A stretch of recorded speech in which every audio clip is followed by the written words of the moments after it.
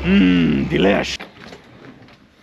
Welcome back, everybody. Well, I think the fun is over. Got our first snow. I think today is going to be a lot of cleanup. Probably get the old feed wagon going. And that's what's happening on Ranching Sodak. Well, this is probably the most prepared I've been for the first snow. I did get my yard fairly clean, and I got the skid steer backed into the barn, ready to go. I have not turned the boiler on yet, but I think that's what we're gonna do right now. So I'm pumping a little oil off of this tote, off of the top. I have a screen on there, which just like a 100 micron screen, and then there's another filter in here, gets it down to 10. So this boiler heats its own oil with its own water. But when you first start it up, this heater here, there's an element in here with a small pump that's circulating water up here to a coil in here that's heating the oil before it goes into the burner. So your very first startup, it takes a little electricity to preheat that oil. Once the boiler is up to temperature, it just uses its own oil or its own hot water to preheat the oil it's going to burn next. So right now I'm just waiting for it to warm itself up. It takes 5 minutes. I've had the big loop circulating with this pump all the way to my house. So for you new viewers, this thing heats our house and our garage and then heats this shop all from out here. But I've had the main loop circulating. So what that's been doing is stealing heat off of my propane furnace, because it's just a coil. Every time the furnace runs, this cold water pulls a little heat out of the furnace. So this water is actually up to 77 degrees. Just from stealing heat off of the propane furnace every time it runs. Now it's gonna go in reverse, so this water will get to 190, and then every time the furnace kicks on, it's just gonna turn the fan on, heats the house that way. The first time we start it up, we might have to set it to prime, they call it, where it just forces it to run whether it sees a flame or not until it gets all the oil and gets everything rocking and rolling. Sometimes she'll kick in her first shot, but we'll see. Fired off the first shot, but I never looked in the chimney. I think it was full of a bird nest or something up there towards the top, because she really smoked for a long time outside. Kind of was bellowing out and stinking, but finally cooked through that. I'll leave the door open here and let this shop air out. We can start cleaning a little snow, I guess, and we'll have to go feed some cows.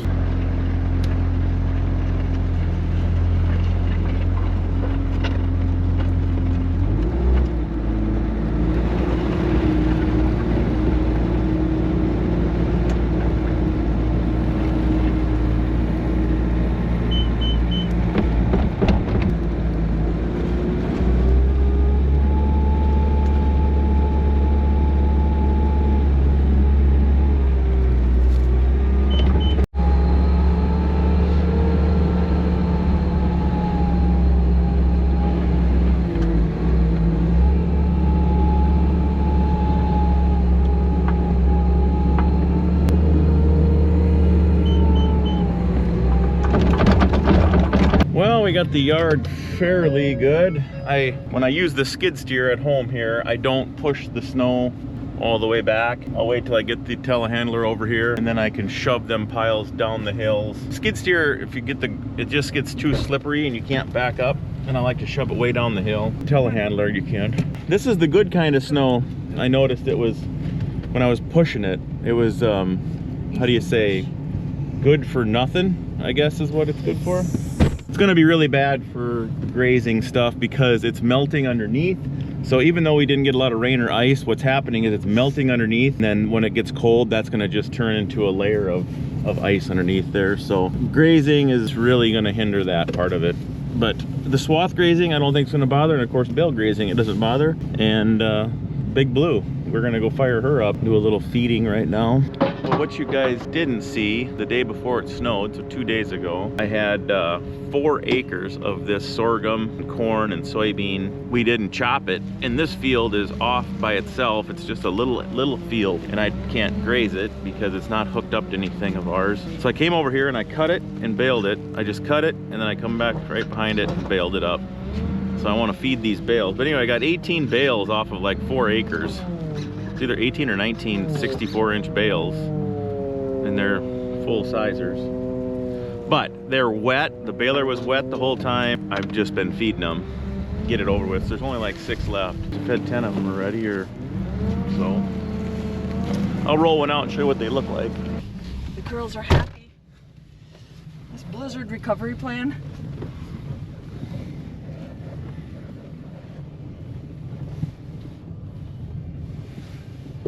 Let's I'll show you I'll cut the twines and I'll show you that, what it looks like. It's pretty much corn and soybean, or corn and sorghum stalk looking stuff. There's quite a bit of corn in there, ears of corn. What's up, girls? They're like, what's this all about, this weather? I hear ya. So you got your full head, sorghum, ears of corn. Smells good. It's not getting hot or anything like that, but it's cold and it's only been in a bale for a couple days. So give them one bale of this, and then we'll probably give them, I've been giving them a bale of hay, 1 bale of hay, and then throwing a bunch of hay into them creep feeders. So the calves start going into those feeders. It's been working.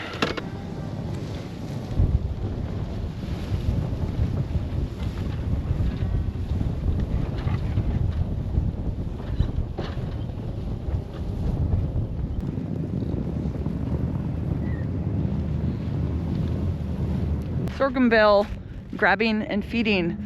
Blizzard recovery.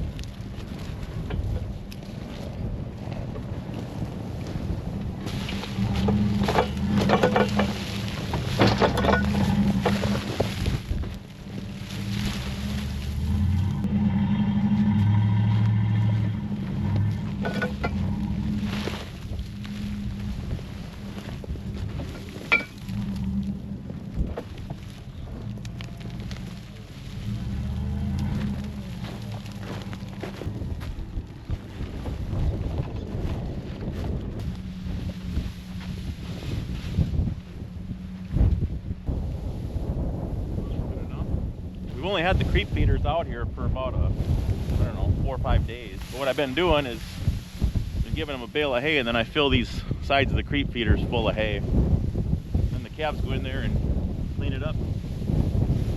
What a wise idea, Matty. Oh, yeah.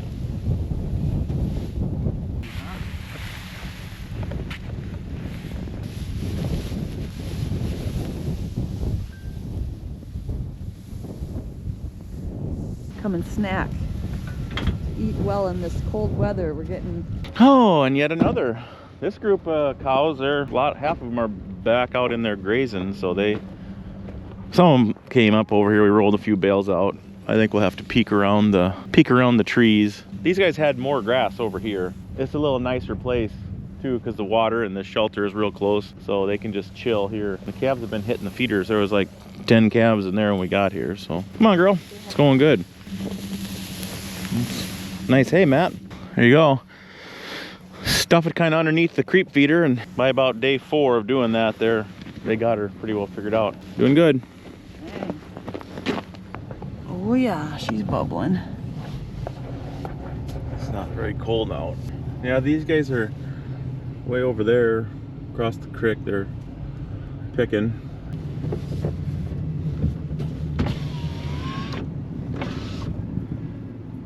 Forgot to plug in the Merlot, but we'll see. It should be like 30 in here.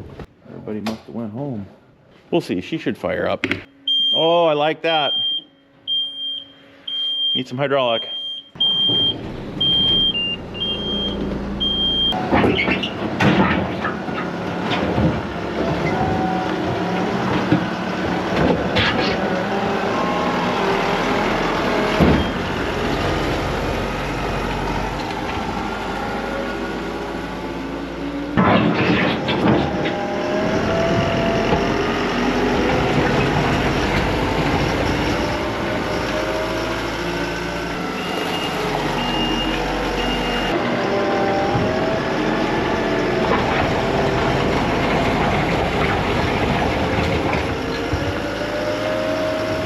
I moved some snow in the yard, which you guys didn't need to see, but I'm opening up the pile, and we got a little different situation this year because last year my corn silage ran out about right here. Not ran out. I got done feeding and I had this much corn silage left. This is the side, so the whole pile that way.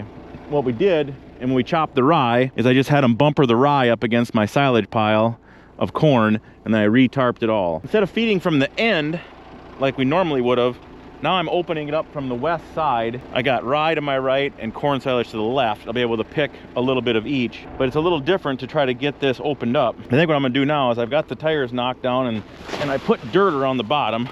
I think what I'm gonna do now is cut up there a ways and get this plastic to fold back and then pull it backwards to try to keep that dirt away from the feed. Kind of poked in already there a little bit, but it looks like we're right to the feed. And then this pile here is just gonna be, this is just gonna be a mess. It's gonna be tires, it's gonna be some plastic, it's gonna be some dirt. So that'll have to be sorted out next summer. So let's cut this off up there, kind of make a big opening. You guys wanna watch me scale it?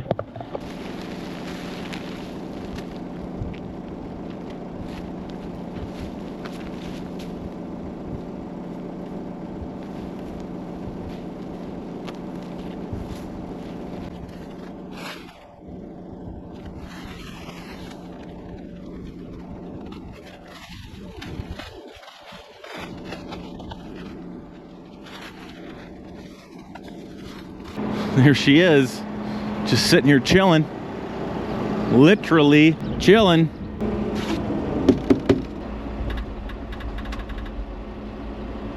Can't even hear it back there.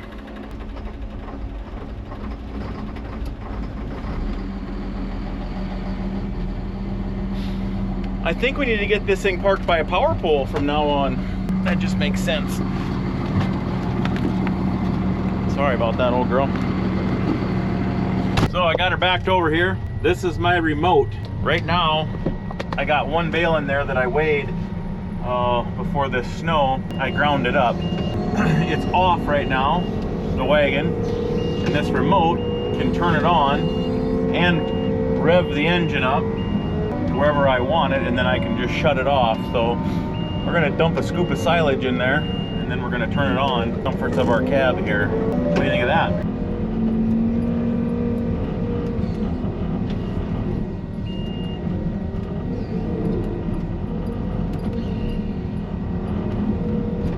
If you don't have much of a load in there, or you want to put a partial load in there, you can do that, and then you don't have to get out to start it up, and you don't have to have it running there revved up to the max with nothing in the wagon while you're bringing the feed there, or your ingredients there.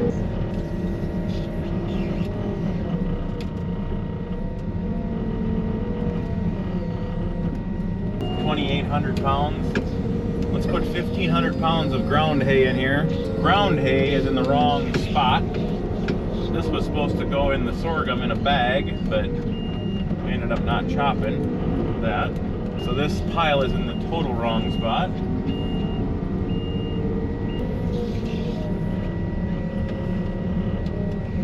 Let's fire it up.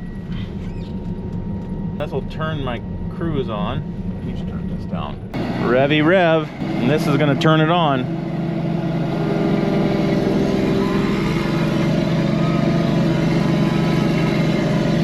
Revy rev. All right, let's put a little scoop of the rylage on top of that, and we'll let her mix a little bit.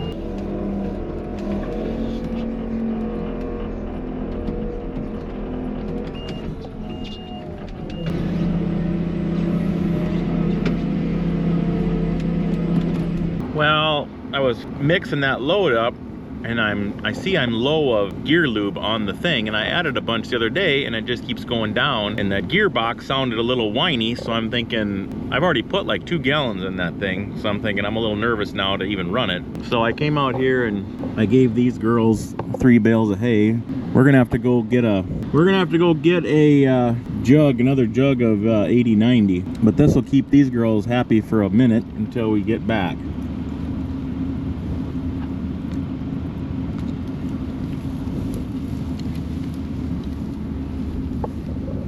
Talking about the heifers, A lot of people were commenting that it was a lot of opens. Well, we only had the bulls out for 32 days, and these heifers are pretty young. And I did that on purpose because we bred them a little later. They're gonna calve the end of May. So to cheapen it up, I bought younger cattle last spring. That's what happens. You expose them short. They're young heifers. I was actually pretty happy with 30. I mean, I wanted 25% open. And then the other thing you guys got to always remember is, you know, if all your heifers are breeding, or all your cows are breeding and your conception rates are like really, really high, you're not probably putting them enough of a test on them, whether that's in the winter. If you're weaning your calves real early, you know, you're not making the cows work very much. You kind of don't want them to all pass the test like that.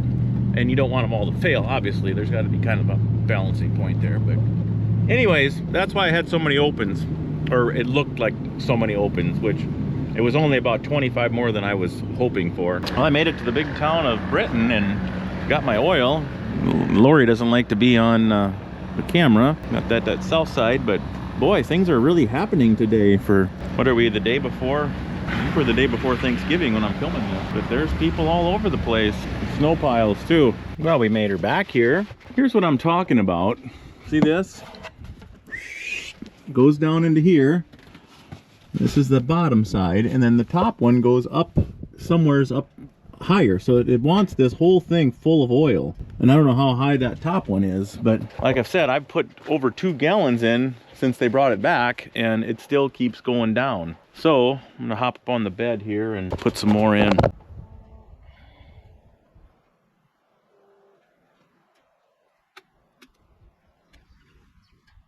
A little coffee. Shout out Farm Sip Supreme. Okay, fire up.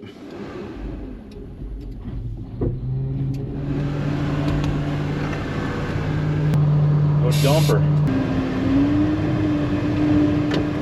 Think they remember us?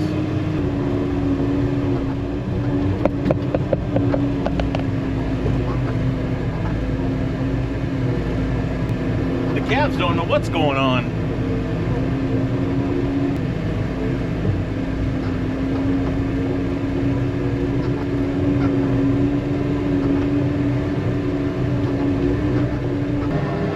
Shoot down. Apron on. Front door open. I can see it all right here, so.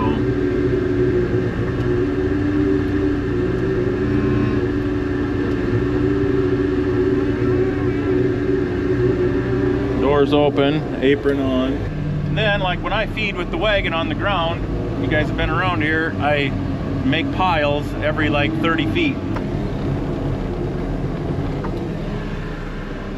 My thinking is them cows can all get around that pile, and all their butts where the poop comes out is not walking down the line. So they're all around it. There's room for 2 cows butt to butt between the piles. The gearbox has definitely made a difference. She's pumping her out a lot faster. Let's try this neutral switch thing.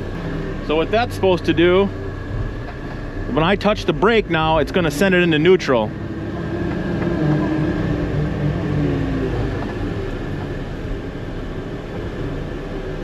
Nope. Yep. It's flashing. So then to go again, I got to go up to neutral, back to drive. Okay. So it saves me 1 time clicking that. So when I hit the brakes now, it must time down. So then I can rev the engine.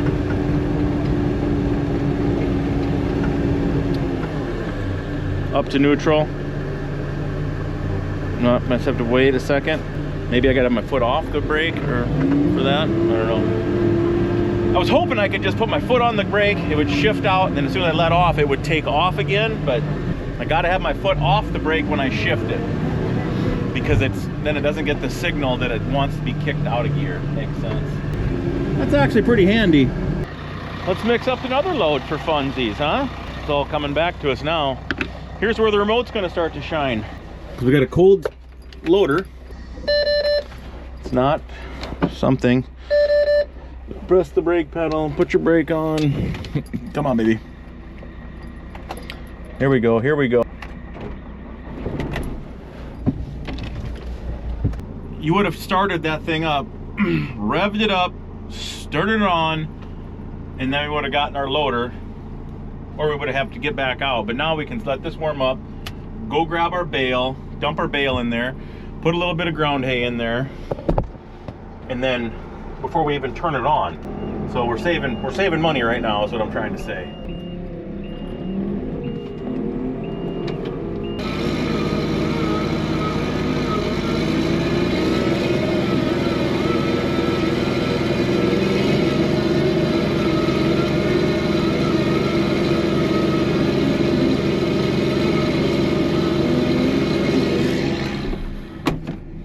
Pretty neat. Never chopped rye before. I didn't really know what to expect, and it kind of seeped on the other end at the bottom, but it wasn't covered. The tail end wasn't covered, and it got rained on a lot, and that's where it kind of leached through. So I'm kind of feeding off the ground to start with, because there is a chance if you put it up too wet that butyric acid or butyric acid or can be problematic if it's too high. It's just because it kind of gets sour, but this is definitely not. This smells really nice. You guys want to just keep watching me smell it since you can't? Delish. Alrighty, enough fooling around.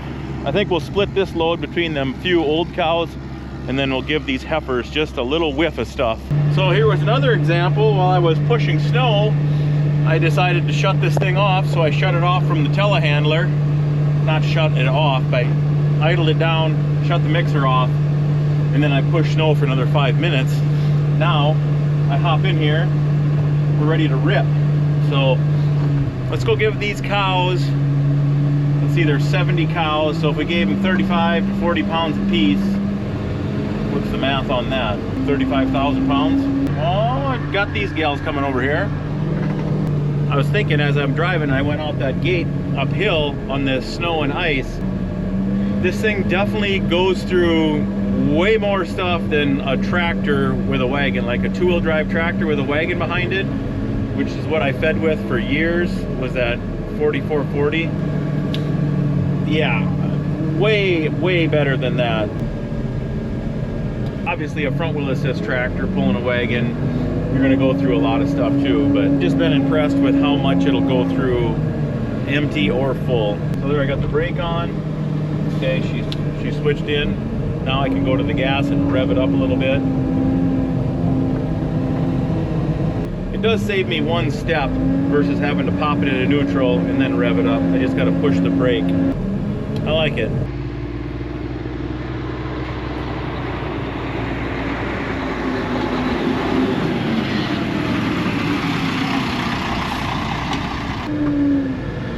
I'm actually surprised on how much snow I can actually drive over top and on.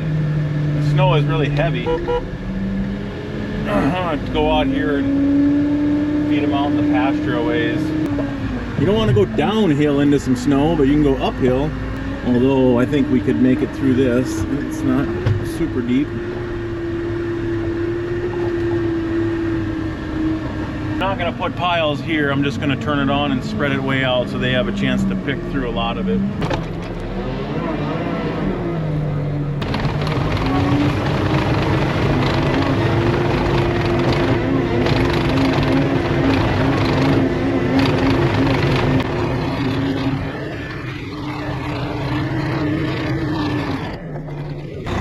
They weren't too excited about it. Of course, I gave them some bales first, so they all got hay in them. I didn't want to just come at them with some silage.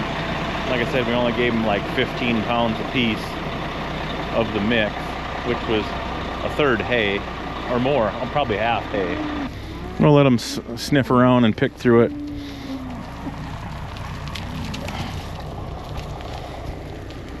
Well, hopefully this feeding is, well, it's gonna be short-lived to start with, and then hopefully we can get a hot fence up over there and these girls can go out onto some swaths of sorghum, but I'm still gonna feed them protein and energy, even if they're out on them swaths, but we shouldn't have to feed them any hay bales.